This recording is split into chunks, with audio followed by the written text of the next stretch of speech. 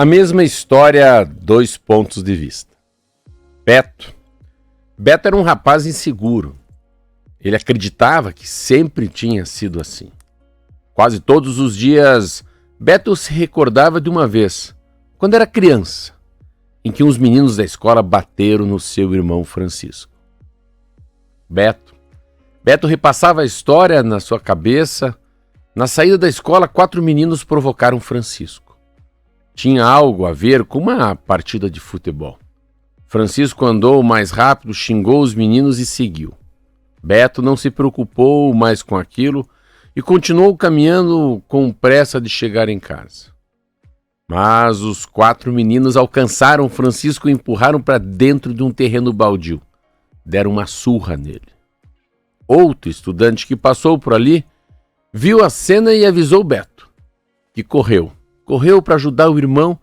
Quando chegou lá, voou para cima dos 4 agressores, deu chutes e socos e eles foram embora. Mas um deles disse: "Estamos indo porque já quebramos teu irmão e não por medo de você, seu covarde." Beto então viu que Francisco sangrava pela boca e pelo nariz. Mal conseguia andar, foi preciso telefonar para casa e pedir ajuda. Quando chegou para buscá-los, o pai, assustado, perguntou: "Você não protegeu teu irmão?" Francisco perdeu um dente e precisou de prótese. O nariz estava quebrado e ficou torto para sempre. Pior, meses depois começou a ter ataques de pânico. Beto tinha certeza de que a culpa era dele. Na sua cabeça, tinha feito tudo errado. Tinha deixado o irmão para trás, não tinha notado o sumiço dele, não tinha quebrado os meninos que quebraram seu irmão. Se ele tivesse sido mais forte, o irmão teria se sentido protegido, talvez não passasse a vida se sentindo tão frágil. Beto se sentia um traste. Milhares de vezes repassou aquela história na cabeça e todas as vezes se decepcionou consigo mesmo. Ele era inútil. Ele era um ser inútil. 30 anos depois, Roberto, quando já passava dos 40 anos de idade, Beto encontrou na porta de um restaurante o colega que havia visto Francisco levando a surra no terreno baldio. "Beto, que bom te ver aqui, colega." Os dois se abraçaram. Beto, disfarçado, o mal-estar que a presença do velho conhecido provocava por recordar a surra. Então o colega, muito animado, começou a falar: "Sabe que eu falo muito de você para meus filhos? Eu conto sobre aquela agressão que teu irmão sofreu e sobre como você correu para ajudá-lo, chegou batendo em todo mundo. Depois, você ainda teve sangue frio para cuidar dele. Foi uma das coisas mais incríveis que eu já vi na minha vida." Beto, então, estava mudo de surpresa. E o colega, cada vez mais animado, se virou para os 2 filhos de Beto, que o acompanhava, e continuou: "O pai, esse aqui, o pai de vocês parecia uma onça. Ele não pensou 2 vezes, lutou contra 4 bárbaros.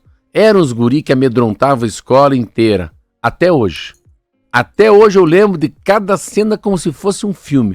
Ele bateu nos 4. Beto, você é meu herói." O amigo foi embora e deixou Beto com lágrimas nos olhos. Os filhos conheciam a história da briga, mas nunca tinham ouvido ela ser contada daquele jeito. Parecia uma outra história. "Conta isso direito para nós, vai, pai." Um dos 2 falou. "Vai, pai, conta a verdade." Antes de contar para os filhos, Beto precisou reconstruir a história para si mesmo. Ao invés de usar a palavra abandono, ele agora vai usar a palavra cuidado. Ao invés de covardia, vai usar coragem. Ao invés de falar sobre alguém que falhou, vai falar sobre alguém que fez o que pôde.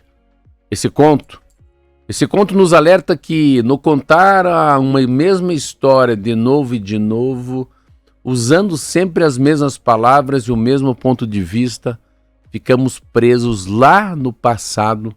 Ainda achamos que decepcionamos nossa mãe, nosso pai, que ainda somos tolos ou miseráveis.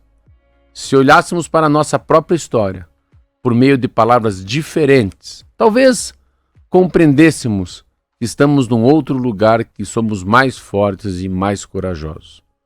Nós somos escravos das histórias que contamos para nós mesmos.